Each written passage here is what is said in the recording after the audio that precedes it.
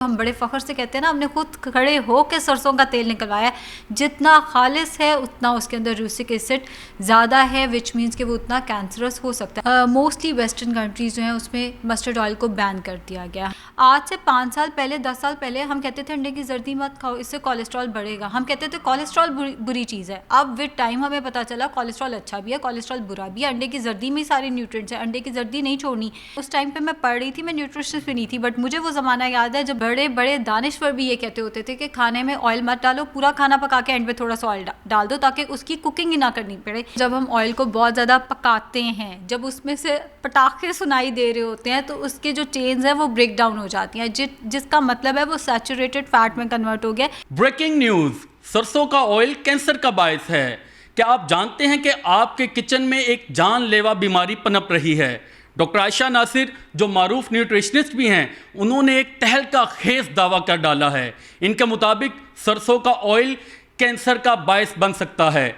मैं हूं आपका होस्ट बिलाल अहमद और आप देख रहे हैं 24 डिजिटल। आज हम इनसे जानेंगे आखिर ये अपने इस दावे में किस हद तक सच्ची साबित होती हैं। मैडम, मेरा सबसे पहला सवाल आपसे ये है कि सरसों के ऑयल में कुकिंग ये कोई सैकड़ों सालों से नहीं बल्कि सदियों से हमारे आबाओ अजदाद इसमें करते आ रहे हैं, लेकिन आज 2024 में लाहौर से डॉक्टर आयशा नासिर कहती हैं ये तो कैंसर का बायस है। आप इसको किस तरह जस्टिफाई करती हैं? देखिए, हरगिज़ ऐसा नहीं है कि लाहौर से डॉक्टर आयशा नासिर ये कह रही हैं। ये वो चीज़ें हैं जो साइंटिफिकली प्रूव की जाती हैं। बेसिकली सरसों का तेल जो मस्टर्ड ऑयल के नाम से जाना जाता है, उसके अंदर एक कंपाउंड होता है रूसिक एसिड करके, जो अगर किसी भी खुराक में 2% से ज़्यादा है तो वो कार्सिनोजेनिक है, विच मीन्स कि वो कैंसर की वजह बन सकता है। सरसों के तेल में वो 40% होता है, और जितना सरसों का तेल खालिस होगा ये उसके अंदर उतना ज़्यादा होगा, विच मीन्स कि वो जो हम बड़े फ़ख्र से कहते हैं ना, हमने खुद खड़े हो के सरसों का तेल निकलवाया है। जितना खालिस है उतना उसके अंदर रूसिक एसिड ज़्यादा है, विच मीन्स कि वो उतना कैंसरस हो सकता है। आपने इतना बड़ा एक दावा कर दिया, क्या आपके पास कोई साइंटिफिकली कोई प्रूव है, कोई सर्टिफिकेशंस हैं? क्या आपने खुद इसे अपना खुद टेस्ट किया है? क्या आपके पास कोई गवर्नमेंट अथॉरिटीज़ ने इसको डिक्लेयर किया है ऐसा? नहीं, बिल्कुल ऐसा नहीं है। आप जानते हैं कि हमारी गवर्नमेंट अथॉरिटीज़ इस तरह के टेस्ट नहीं करते होते। ये बाहर से ही हमारे पास रिसर्चेस आती हैं, और हम पाकिस्तान में जो न्यूट्रिशनिस्ट बैठे हुए हैं, हम बाहर की रिसर्चेस ख़रीद के या तो पढ़ सकते हैं या उनको वैसे ऑनलाइन जो है वो पढ़ सकते हैं। हाँ, अलबत्ता ये जो मैं रिसर्चेस कोट कर रही हूँ ये ऑथेंटिक वेबसाइट्स की रिसर्चेस होती हैं। हमारे पास पाकिस्तान में अनफॉर्चुनेटली डाइटिशियंस के पास तो एटलीस्ट इतने ना तो टूल्स अवेलेबल होते हैं हमारे पास, ना ही इतने हमारे पास कोई वसाइल अवेलेबल होते हैं कि हम सरसों के तेल पर खुद से न्यूट्रिशनिस्ट जो हैं वो कोई तहकीकात कर सके। बाहर से किस मुल्क से, आई मीन कोई यूरोपियन कंट्री ऐसा हो जिनकी आप हमें कोई एग्जांपल्स कोट कर सकें कि भाई उनके मुल्क में इस तरह रिपोर्ट आई है, कोई हमें आप बताएं तो सही कि हमारे नाजरीन ये यकीन कर सकें कि आयशा नासिर जो ये बात कर रही हैं वो वाकई वैलिड है। देखिए, मोस्टली वेस्टर्न कंट्रीज़ जो हैं उसमें मस्टर्ड ऑयल को बैन कर दिया गया। लाइक आप मुझे नाम बताएंगे उन कंट्रीज़ के? अमेरिका में बैंड है, ये यूरोप में सारे में बैंड है, कनाडा में बैंड है। हाँ, वहाँ पे भी बैंड है, लेकिन जो वहाँ पे देसी कम्युनिटीज़ हैं वो कहीं ना कहीं इसको कुकिंग के लिए इस्तेमाल करते हैं। अगर आप गोरों को देखें तो वो इसको कुकिंग के लिए इस्तेमाल नहीं कर रहे, वो जानते हैं। इनफैक्ट अगर आप खुद भी पढ़ना चाहें तो आप इसको पढ़ सकते हैं कि रूसिक एसिड क्या ख़तरनाक है कि नहीं है, रूसिक एसिड डाइट के अंदर कितना होना चाहिए और सरसों के तेल के अंदर कितना मौजूद है। कोई हार्ड एंड फास्ट रूल। मैं आपकी बात एक लम्हे के लिए मान लेता हूँ कि आप दुरुस्त कह रही हैं कि इसमें वो एक कंपोनेंट है जो बहुत ज़्यादा मिकदार में पाया जाता है। मेरा क्वेश्चन है मैडम, सदियों से इस्तेमाल हो रहा है, आज तक हमने कभी सुना नहीं सरसों के ऑयल में खाना खाने से बेचारे को कैंसर हो गया। अब मैं कैसे मान लूँ इसे? सदियों से हम बहुत सारी ऐसी गलतियां करते आ रहे हैं। देखिए, मैं पिछले दिनों एक बहुत अपने सीनियर की एक बात पढ़ी थी जिन्होंने ये कहा कि हम मिस्र के लोगों को देखते थे, क्लियोपेत्रा वगैरह, वहाँ पे लोगों की जो लाइफ होती थी वो कम होती थी। उसकी वजह यह वो हर चीज़ को खालिस समझ के कोई चीज़ मुंह पे लगा ली है, कोई चीज़ खाने लग गए हैं सिर्फ ये सोच के कि ये खालिस है, और जिसकी वजह से उनमें रिएक्शंस भी ज़्यादा होते थे, जिनकी वजह से उनकी ओवरऑल लाइफ भी कम होती थी। सदियों से इस्तेमाल होता है डजंट मीन कि ये कोई बहुत अच्छी चीज़ है। हम कई गलतियाँ भी करते हैं इतने सालों से। आज से कोई 1000 साल पहले की बात करेंगे तो बहुत सारे लोग बहुत सारी चीज़ें ऐसी खा जाते थे जो अब हम अलाउ भी नहीं करते। अब हमें उसके साइड इफ़ेक्ट्स भी पता है। एंड एक वक्त था हम कहते होते थे कि अर्थ गोल है, अब तो ये भी पता चल गया ना दुनिया गोल नहीं है। तो विद टाइम हम चीज़ें सीखते हैं, हम चीज़ें लर्न करते हैं। आज से 5 साल पहले 10 साल पहले हम कहते थे अंडे की जर्दी मत खाओ, इससे कोलेस्ट्रॉल बढ़ेगा। हम कहते थे कोलेस्ट्रॉल बुरी चीज़ है। अब विद टाइम हमें पता चला कोलेस्ट्रॉल अच्छा भी है, कोलेस्ट्रॉल बुरा भी है। अंडे की जर्दी में सारे न्यूट्रिएंट्स हैं, अंडे की जर्दी नहीं छोड़नी। देसी घी के बारे में हम कहते होते थे ये बहुत अच्छा है, फिर हम कहते थे बहुत बुरा है, अब हम फिर कहते हैं बहुत अच्छा है। इसे कहते हैं रिसर्च का। इसी तरह मुझे आज भी याद है कि आप अपने पेशेंट्स को कहती थी सरसों के ऑयल में खाना खाएं, लेकिन आज आप कह रही हैं ना खाएं। कैसा फील होता है? देखिए, और मैं उन्हें साथ ये बताती भी हूँ कि मैं आप आज से मेरी कोई 2-3 साल पहले वाली वीडियोस देखेंगे, मैं कहती होती थी सरसों के तेल में खाना बनाएं। इंडियन डाइटिशियंस आज भी कहते हैं सरसों के तेल में खाना बनाएं। यही तो रिसर्च है। सर्च जो हो चुकी है उसको दोबारा से देखना, रिसर्च करना। जो पहले से तहकीकात मौजूद हैं, जो पहले से लिटरेचर मौजूद है, उसी के बारे में मज़ीद हक़ाइक़ जानना। आप मुझे ये बताएं कि आप पाकिस्तानी आवाम को कह रही हैं कि सरसों के ऑयल में खाना ना पकाएं। अल्टरनेटिव्स के हैं हमारे पास। अगर आप वेजिटेबल ऑयल की बात करती हैं तो उसके डिसएडवांटेजेस की अगर लिस्ट आपको पेश करूँ ना तो कई डजन्स में होंगी।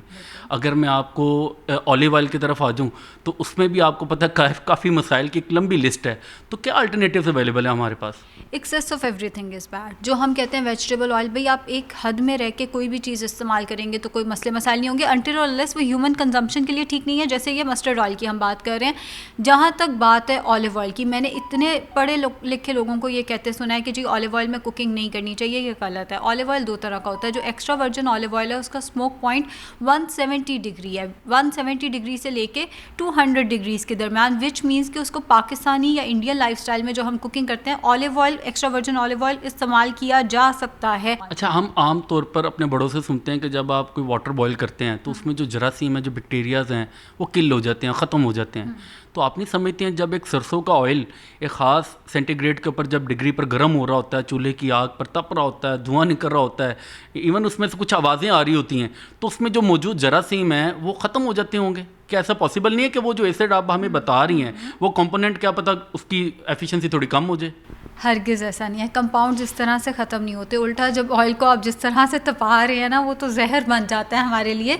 लें जी, ये एक बड़ी बात सामने आ गई है कि अभी आयशा नासिर साहिबा यहाँ तक रुकी हुई थी कि ये सरसों का ऑयल कैंसर का बायस बनता है, लेकिन अभी इन्होंने हमारे व्लॉग में एक और दावा कर दिया कि ये जहर भी बन जाता है। ये जहर कब बनता है, इनसे एक बार दोबारा सुनते हैं। जी मैडम, कैंसर तक तो ठीक था, अभी वही हमें हजम नहीं हो रहा, आपने इसको जहर भी बना दिया है। इसमें ज़रा काइंडली हमें ज़रा तफसील से बताइएगा। अच्छा, जब मैं न्यूट्रिशनिस्ट नहीं थी ना तब भी हम ये जानते थे कि जब हम ऑयल को बहुत ज़्यादा पकाते हैं, जब उसमें से पटाखे सुनाई दे रहे होते हैं तो उसके जो चेन्स हैं वो ब्रेक डाउन हो जाती हैं, जिसका मतलब है वो सैचुरेटेड फैट में कन्वर्ट हो गया। विच मीन्स क्यों हम कहते हैं पकौड़ों का ऑयल बार बार बदलते रहो।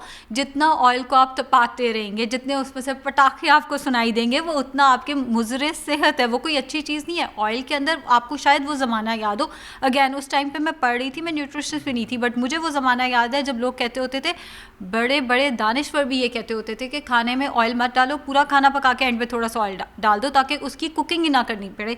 बिकॉज ऑयल को जब आप कुक करते हैं वो वहाँ पे उसके जो कंपोनेंट्स हैं वो चेंज होना शुरू होते हैं। र्यूसिक एसिड बीच में से ख़त्म नहीं हो जाता ऑल्दो, लेकिन जो आप कह रहे हैं कि जी हम ऑयल को बहुत ज़्यादा पकाएं तो उससे वो र्यूसिक एसिड, आप उसको बहुत ज़्यादा पकाएंगे वो जहर बनता जाएगा, वो हार्ट को ब्लॉक करने की वजह बनेगा। वो फाइबर कह रही हूँ गंदे वाले ऑयल का, जिसे हम कहते हैं बैड कोलेस्ट्रॉल का एक ज़रिया बनेगा, सैचुरेटेड फैट का एक ज़रिया बनेगा, हार्ट की हेल्थ के लिए ख़राब होता जाएगा। वो जहर है और ये हमें पता है कहीं ना कहीं। सरसों का ऑयल आपके नज़दीक कैंसर का बायस है और अभी हमें इंकशाफ हुआ वो जहर भी है आपके नज़दीक? कोई भी ऑयल? जी, कोई भी। इसी तरह वेजिटेबल ऑयल आप कह रही हैं नॉट यूज़ ऑफ एक्सेसिव, आपने लिमिटेड रह के करना है। और इसी तरह ऑलिव ऑयल की आपने भी डिटेल्स बताई। मेरा ख्याल देसी घी के भी आपके पास को बहुत ज़्यादा डिसएडवांटेजेस होंगे कि ये भी जहर है। क्या ऐसा है कि आप देसी घी को पसंद करती हैं कि वो भी जहर है? मेरा ये मानना है कि देसी घी बाकी ऑयल्स की निस्बत सुपीरियर नहीं है। मतलब जो हम समझते हैं कि पता नहीं क्या ही चीज़ हो गई है, ये हम बड़े फ़ख्र से बताते हैं, खाना तो हम देसी घी में बनाते हैं। देसी घी अच्छी चीज़ है, आपके जो फैट सॉल्युबल वाइटामिन्स हैं उनकी एब्जॉर्प्शन में हेल्प करता है, लेकिन ये अगर आप सोचें कि ये सुपीरियर है बाकी ऑयल से तो ऐसा नहीं। मुझे बताएं, अगर आप कैटेगराइज करें 1 2 3 4 देसी घी, ऑलिव ऑयल, सरसों का ऑयल एंड वेजिटेबल ऑयल, तो आपके नज़दीक आपकी कैटेगरीज क्या होंगी? एक्स्ट्रा वर्जिन ऑलिव ऑयल सबसे ऊपर आएगा, उसके बाद कैनोलिव ऑयल आएगा, उसके बाद देसी घी आएगा और एंड पे मस्टर्ड ऑयल आएगा।